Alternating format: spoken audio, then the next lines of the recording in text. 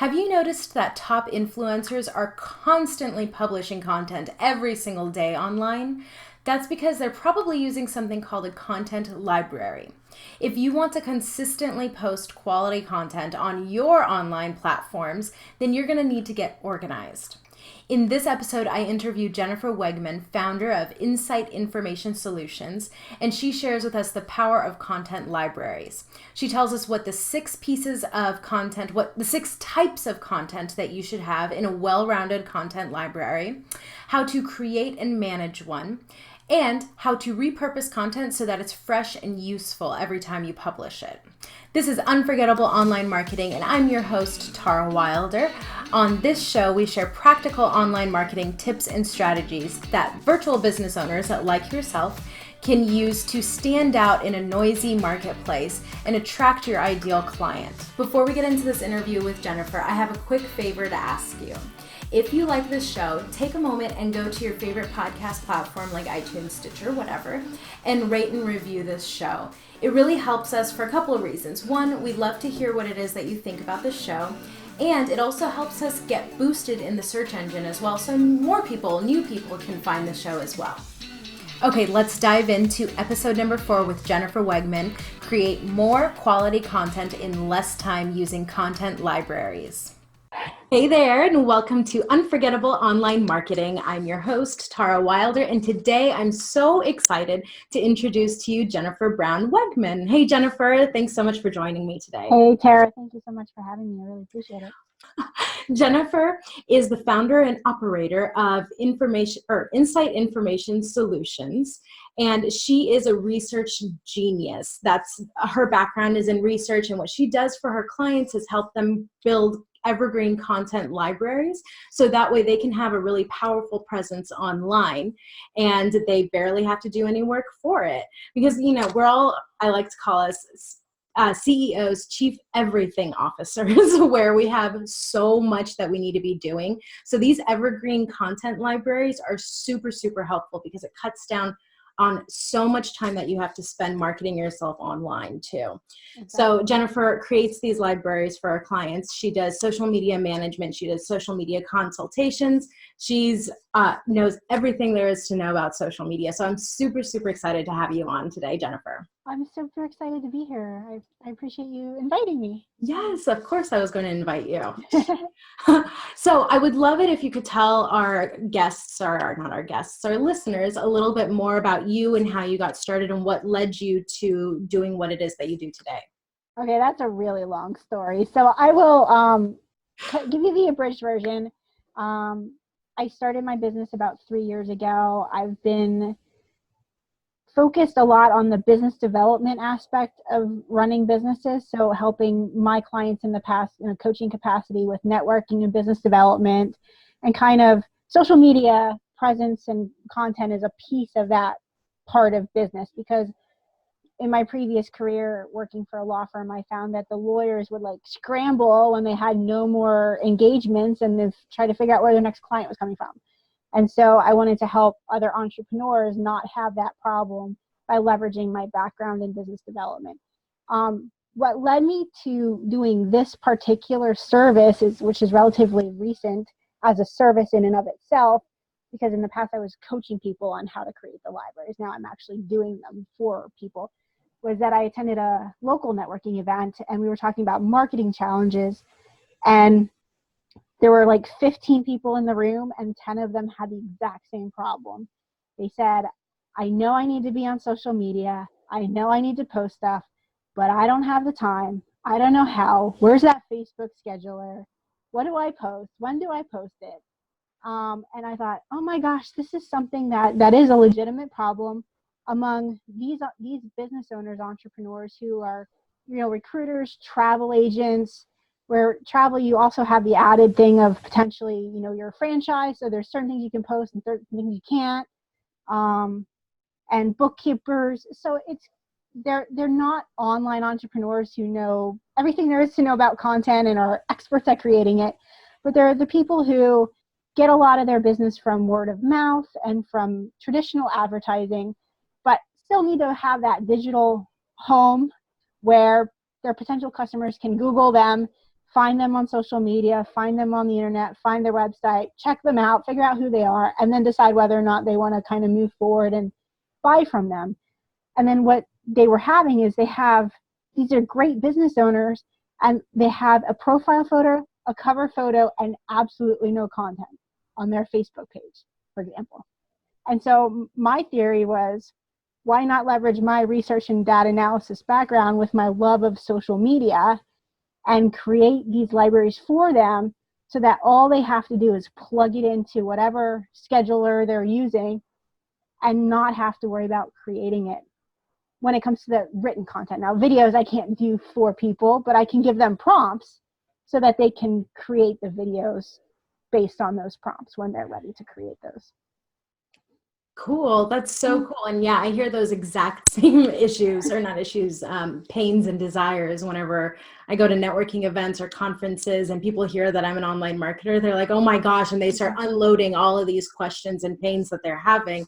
And it is really time consuming, and there's a lot that goes into it, but it can be really easy. And I love that you mentioned that you create this for, I mean, a lot of your clients are people who mostly get their business offline, because online marketing in this world of like virtual entrepreneurship and coaches and creatives and consultants, like all these virtual entrepreneurs, it feels like everybody's getting their clients online.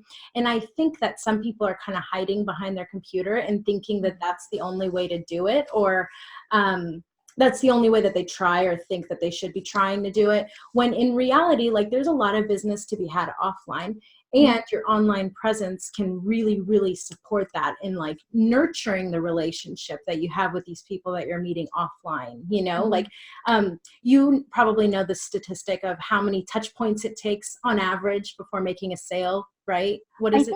I think it's around 8. Yeah. I think it's around 8 times, you know, before anybody even, you know, with these few exceptions of the love at first sight or the I really need your service right now, like filing a 1099 at tax time. Yeah. You know, for the most part, it's, you know, around 7 to 8, 10, you know, depending on how warm your relationship is and whether or not you knew the person kind of ahead of time. Right. But it all comes back to different ways of business development. There are people who work exclusively online, and there are people who work exclusively offline, and then there are people who kind of fill in that gray area where maybe they're getting the bulk of their business from one or the other, but they supplement or complement with the other option, which is what I do. I work my business locally and online.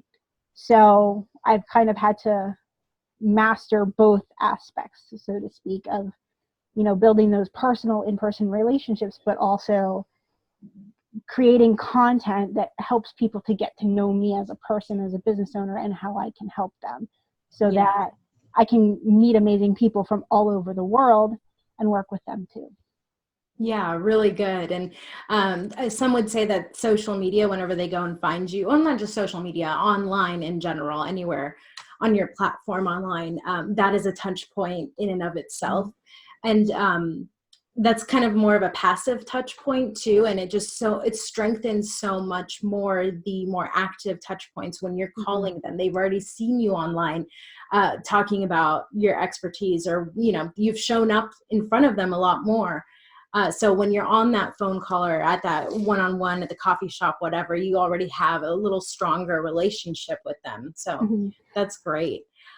Where would you suggest somebody even get started with a content library? Actually, no, let's take it a step back, because when you say content library, I know what you mean, but I want to like really make it really simple. How do you describe what a content library is to a non-marketer? I would say content library is basically, well, if you think about a library, you know, a traditional library, it's a house for all your books. So every book is a post. Every section of the library, like the reference section, the nonfiction, the fiction, is a type of post in the library. A type of book, you know, contains different books. So like, you know, looking from a content library standpoint, you know, you come up with your foundational topics. Like, for example, if you're running a networking group, which I'm just going to use because that's the coaching that I was doing, you know, there's networking, there's visibility, there's making connections, there's reconnecting, there's following up. So those are like your genres or your sections of the library, and then you have posts and books that go underneath that. So it's about building up that library so that you're not always scrambling to figure out what you're going to post at the last minute and then not posting because you couldn't think about what to post. So as you create posts and content around those topics that your audience is interested in, then you have it there at your disposal 24/7, 365, and you can repurpose it and reshare it over, recycle it over, quarterly or every 6 months or whatever. And you always, always, always have something to post, which is one of the biggest excuses I hear is, I don't know what to post. I don't have time to post. And if you keep it in for example, we'll talk about later, 3 cloud-based ways you can house a library. If you keep it in the cloud, whether you're at home or not, you can pull it and create content from it and post it. So. Yes. And I've actually had a client reach out to me once and said, hey, can you post something right now? And it was outside of our schedule. And fortunately for them, I was out of the house, but I had a moment to do it. So I typically can't turn around something that quickly in like 5 minutes, but because I had this content saved for her already, I was able to just pull something. And it was something that we had posted like 5 or 6 months before. But I knew that there was going to be a brand new audience of people, or not brand new, like most of the people who are going to see it may not have seen it before. And even the people who did see it before, I don't think that they'll, first of all, maybe remember it even, or if they remember it, they're not going to be upset about it.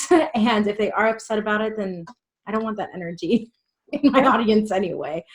What is the saying? Those who matter don't mind, and those who mind don't matter. So ooh, I like that. Yeah, I mean, it's that concept of, if somebody's following you enough that they remember when exactly you post something, they're what you would call a super fan, and you really want to get to know them. If they keep following you and don't care that the content is the same, and the people who are offended by it, well, they'll just mute you or unfollow you or go somewhere else, and that's probably not the best person to work with anyway. Yeah, so you're fine. And I actually kind of wanted to ask you that, but then I went into and you answered my question, which was, what is your view on this? Because I've gotten some people saying, like, I'm nervous about repurposing content because I don't want people to say, oh, well, I've seen this before and think it's stale. And I personally think that as long as enough time has lapsed and you've provided a lot of other content in between, I don't think it's a problem to repurpose. When do you think is like, I mean, this is a little bit of a tangent, but when do you think it's okay to start going into a posts that you've already posted? Well, I think, there's some posts that I write that I'm like, oh my gosh, that's gold. And so I'll post that like once a quarter or whatever. I mean, when I was originally taught by my coach the content thing, it was basically quarterly. So you set yourself up with a library for 12 weeks of content, and then you can repurpose it. But the key is that you create different commentary to go with it. So like, for example, if you're using a quote, like a motivational or inspirational quote, every time you post that quote, you just use a different commentary because you're going to work with different customers, you're going to work with different clients, different things are going to happen, out in the world that you're going to have a different view on. And so the quote is still valuable and works. It's just the commentary that you post with it is going to change. So really it's the same, but not. Really good. Okay. And I've never had problems. If I'm being completely honest, I run a couple different Facebook groups, and I got sick of the content far before my members ever got sick of it. Like, I just reposted a bunch of stuff that were in freebies that I posted in the very beginning and have been kind of posting. And they're like, oh, this is a great tip. I didn't remember this, or I didn't know about this. And so again, it's the people who matter won't mind. They're gonna, be, oh, thanks for the reminder, or thanks for the motivation. They're not gonna really care. I wouldn't do closer than quarterly. I'd probably keep it, every 3 months. But you can spread it out, as you need to. But your new experiences will kind of feed into how you present that content. Even though the content's old, it'll still work, because you've changed and your experience has changed, and what you're going to write with it has changed. Yeah, absolutely. So content libraries, and going back there now, that was a good tangent though, I personally think. With content libraries, we're creating posts and categorizing them, and that's all great, but like what does it take to create a content library that's actually strong, one that really represents your brand and engages your audience? Like what can you tell us a little bit about laying out the foundation of a really great content library? Sure. I mean, when you're a service-based entrepreneur or service-based business, you can't give someone something tangible like to show them, like a necklace or a bracelet or a pair of glasses. Like you can post pictures of the frames and say, hey, go buy my thing or whatever, or share facts around glasses.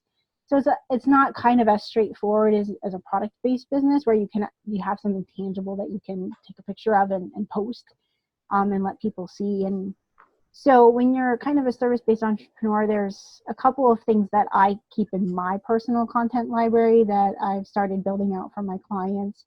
And that is, I have key content topics. So whatever my business is around or what my business or my service is based on, I always make sure to tie my content back to that. So, when I was talking about doing the business development coaching, I could post a picture of my son on Instagram, but tie it back somehow to visibility, networking, making connections, somehow how it builds my business, working with other mom entrepreneurs. Like it's all about having those key kind of topics that you always know to tie back. Because otherwise you're just, I don't want to say you're posting noise, but it's fun to post things for fun, but the point is to get people interested in you and get them to like, know, and trust you to buy from you. And so if you find a non-salesy, fun way to tie that content back to one of those topics, it really helps people to get to know you for what you do, which is really important as well as to getting to know you for who you are. Client triggering events is a fun one. And you're going to ask what's a triggering event. Although I can guess, but yes, please do. So when does a client come to you? Like, what is their pain? When does a client come to you? And the best example I have for this is a personal trainer. So when do you go to a personal trainer? When you want to lose weight for your wedding, New Year's, right? When you're getting divorced and you're going to start dating again. You just had a baby and you want to lose the baby weight, right? Those are all events that happens in somebody's life that they're going to seek out a personal trainer. So you want to think about what are the top 3, 4, 5 triggering events that somebody's going to come to you and say, I really need your help. And then you create content around that. That's a fun one I actually learned through doing some research. And I was like, I love that because I like that. For everybody. Yeah. Because it makes that kind of the pain point is the standard language. But when you think about it as an event that's going to trigger them to seek you out, it's a little more relatable, I think. Yeah. When are you going to buy a house? When are you going to, go for a loan for something? It just, if you think about it then in your own life, you can then apply it to your clients' lives as well. So smart. Tips, always a great one. Just tips around, for me, obviously, tips around creating social media content. What should you include in a library? Well, you should include tips. You should include triggering events. You should include content topics. Sorry, my headphone fell out there. I like to also include inspirational messages. So I like music. I'm very moved by music. So I pick out, sometimes I'll pick out song lyrics and share them. Say what you want to say from Brave by Sarah Bareilles. I think it's Sarah Bareilles. Say what you want to say. What's the worst that can happen? Just kind of giving people some motivation. That's not necessarily related to your business, but that helps people get to know you and kind of your views and what you think. Engagement questions are always a good one. You want to have, obviously, as an online marketer, you know better than I do about calls to action. You know that too. You're an online marketer too. Yeah, but you always want to have that call to action. But engagement questions are a great way to get people talking without them feeling pressured by the content piece of it. So, what's your must do for the week? Or I asked in my networking group, what's the biggest networking fail that you've ever witnessed or done or been I a part have of? a good one. Remind me to tell you later offline. Yeah. I mean, like, That was a really good engagement question, though, because like we're having this conversation. You just asked that question. Instantly, that memory came up. mhm. And I don't know if I would type about it, that one, because she'd probably see it. But that's a good, you're so good at coming up with engagement content. Okay, go on. Sorry. I love coming up with engagement content. The best one I've ever heard, and I'm going to share this on here on your podcast, is what are you passionate about besides your business? Because that really helps you get to know people. The example that I learned about when I found out about this question was that, say you got two business owners and they're talking. One business owner says, yeah, I love to play the guitar, but I don't have a band to play with, so I just kind of, play in my room or whatever. And somebody who plays the drums or another instrument or sings and wants to put a band together. Well, you connect those people, they start to play together, and they love you forever. And then they're the next biggest rock stars in the world. Exactly. They love you forever, and they'll always remember that you did that thing for them that had nothing to do with business, didn't give you anything in return, but hey, guess who's going to be the first person they refer when somebody they know needs your services? Yeah, absolutely. And life is so much better too when your business isn't in a vacuum. You can't ignore your personal life. And that was something that was really big that I learned. And I found as soon as I started like really loosening up and letting people see like the silly side of me, and I started talking about my dogs and my painting and stuff like that, like people I could tell felt a lot more connected to me and would reach out to me more and like open up about themselves too. So that's super important. I like that you put that up. Yeah, that's my absolute most favorite engagement question.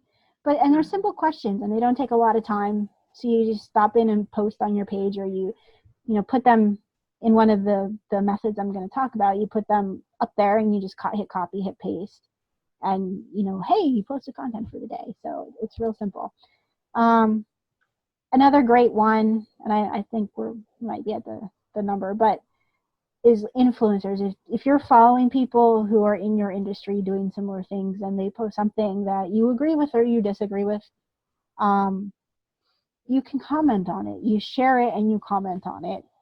And it just sparks discussion, which is really what you want. You want engagement. Having 3,000 followers who don't ever look at your stuff doesn't do you any good. I personally have a rather small set of followers, but they're engaged followers. It's quality over quantity. And they're gonna buy. When you're just following to follow, you're not necessarily gonna buy. So you want to spark that discussion. You want to spark that engagement. You want to get to know people, let them get to know you, so that when your name pops up somewhere, they know who you are. And that's really key to building that relationship that eventually will get you business. Yes, absolutely. So you said that you were going to share some methods of creating a content library. Is that right? Yeah, absolutely. So there's a couple different ways you can house a content library. I love to work in the cloud because it's so convenient. You don't have to be like, oh, I'm not at my laptop right now. I have to go back. When I initially started my content library, I house all of my text in Evernote, and I house all of my graphics in Dropbox. So I just go into Evernote, whether I'm on my computer, I'm on my phone, or I'm on my iPad, copy the content from Evernote, paste it into, like if I want to just post something on the spur of the moment, for example, paste it into Facebook, pull a photo from Dropbox, save it to my camera roll, and then post the photo with it. After I already kind of had like 99% of my content in there, I learned about how you can house it in Trello, which is more of a visual. It's a kind of used as a project management tool, but you can also use it really great for content libraries. It's called the visual style of it is called Kanban. Is that how it's pronounced?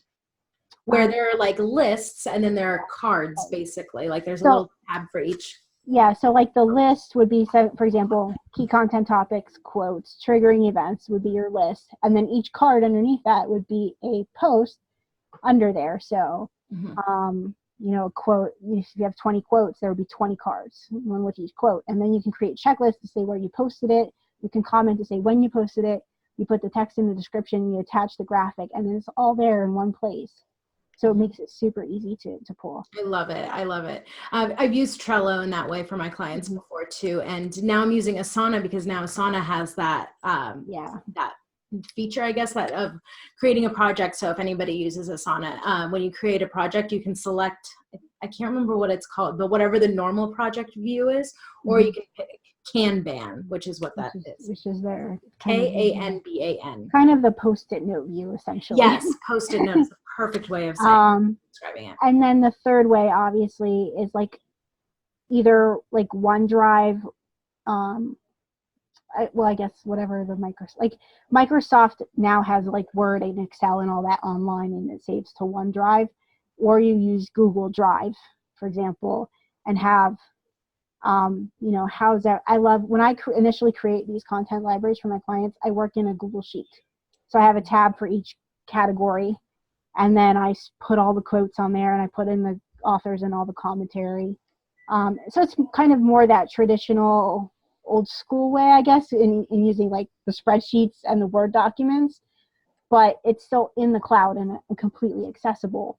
So it really just depends on what you're comfortable with and what you want to do. But those are just 3 ways. I'm sure that there's even more ways that you can do it besides those 3, but those are the 3 that I've seen a lot of. And I know that a lot of our listeners and watchers, depending on how you're tuning in today, are kind of afraid of technology, and they just really prefer to have everything written down or local on their desktop. And by local, I mean like saved to your computer. Mm-hmm. But it is just so much more convenient, and it's just so much safer for you to have it online, because what if your dog eats your homework, your dog rips up the piece of paper that you have it written down on, or you're out and you forgot to post something, and it's on your computer at home but not on your phone. It's just so much easier to have it on some sort of cloud-based platform. Yeah, and then there's a lot of different options, and I'm not saying don't put it on your local computer or don't write it on paper. Like I do all of my brainstorming on paper. I'm a very visual person in that way, and I like to write things out and get it out of my head. And so maybe the first draft of whatever the content library is, it's going to be on paper. And I save, like when I work for clients, I do a lot of research through news articles. I read a lot of news articles about what their business is and what they're in. And I save them into Google Documents and then highlight things that are really key. So I have my own methodology for it. You have to work in a way that works for you, but also makes it convenient and easy. And especially if you're going to delegate, which a lot of business owners should be delegating. If you're going to delegate, for example, to a virtual assistant or anybody else on your team, hey, post this. It's here, hey, post this, and they can access it. And they're not emailing you back and forth saying, I didn't get the file, I can't open it, da, da, da, da. I mean, there could be some of that, but it's going to be less of a hassle than if you're working on a computer that could crash tomorrow. Mm-hmm. And then where's all your content going to be? So, and that's so good too. I forgot I wanted to bring that up, but I'm really glad you said it, that I think everybody, hold on, how do I want to say this? So for most people that I know, for the level of success that they want to reach, at least 5 figures a year, at the very least, I think in order to get there, you really, really do need to delegate something to somebody. At the very least, like, I'm not saying like necessarily hire a virtual assistant to be working with them every week, but like you cannot do everything yourself and reach the success that you want to in your business. Like, I believe that that's a truth, unless you want to make a little amount of money. Anyway, my point is if you want to reach that level of success that you want to reach, one day you're going to have to delegate. And trust me, it is so much easier to delegate and grow a team when you already have systems in place. So much easier. I really learned that the easy way and the hard way too. I agree completely. I mean, I don't do any of my own social medias. Like, I do create content a lot on the fly, so then I kind of backtrack it and I'll post it in Facebook and then copy it back into Evernote. So when I do create content on the fly, obviously I'm not delegating that, but I delegate all of my social media scheduling to my virtual assistant. That's primarily what I hired her for, and she knows that. And it just, yes, I can do it, but it saves me time not to have to. Then I can focus on revenue generating activities, creating new content, connecting with clients, following up with potential clients, the stuff that's actually going to bring me money versus the administrative tasks that aren't. So, you know, it allows me to have that presence on social media without spending all of my time just doing the admin piece of it, the scheduling piece. In the beginning, I did all of it. I would create the content and I would put it in the schedulers. And there's nothing wrong with that, by the way. No, there isn't. But having a done for you library enables you to literally copy and paste. That's a big chunk of it taken out of your workflow that you need to do. Just have it created for you. I could talk to you all day about this, and I have like 15 more things that I want to talk about. But we need to start wrapping up here. So good though. So thank you so much for being here and for sharing all of your brilliance. And I'm really now like inspired, and I want to go create all the content and like maximize my library. There's no maximum, by the way, totally limitless. And what is one action that somebody can take, someone watching this episode right now, to implement what it is that you've taught us today to start creating their own content library? I would say one action in the form of 3 tiny sub-actions. So think about 5 quotes that you love, 5 tips you can share, and 5 engagement questions. And you'll have 15 pieces of content right there that you can post on whatever social media you want. And they're really simple because you know your business better than anybody else. So you can share those tips. You can find a fun quote that, you know, motivates you, because if it motivates you, it's likely to motivate your audience as well. And the engagement questions, just what questions can you ask around what you do for a living? You know, and that'll get people talking, which is really what you want on social media. You want engagement. Yes, because it's social media, right?